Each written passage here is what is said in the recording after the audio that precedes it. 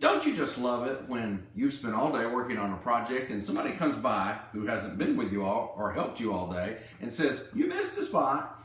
In John chapter 12, we find that Mary has anointed Jesus with a very expensive perfume. In the parallel account to this in Matthew 26, it tells us that Jesus' disciples were indignant and complained about it. We're given more insight in John 12 because it tells us that Judas was the instigator of the complaining. Apparently, he influenced some of the disciples to follow along with the complaints about what happened and say this could have been used for a better purpose or some other purpose. But we see that when somebody does something good, just like Mary had done for Jesus, when someone does something good, it never seems to fail, that there's someone there to complain. Jesus said she has done a good thing. The ESV says she has done a beautiful thing. It often seems that when God's people are doing great things in God's name for other people or God's people, somebody's going to complain. Think about Moses in the Old Testament. He did so many great things for the children of Israel, but they complained and grumbled and griped against him.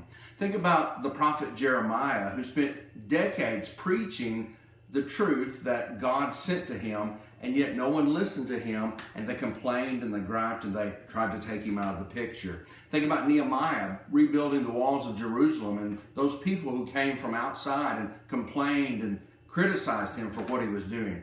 Think about Mary right here and the criticism that she was receiving, so unjustified. Think about Jesus.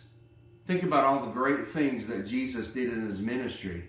Think about how he is criticized so very often by those who wanted to poke holes in who he really was.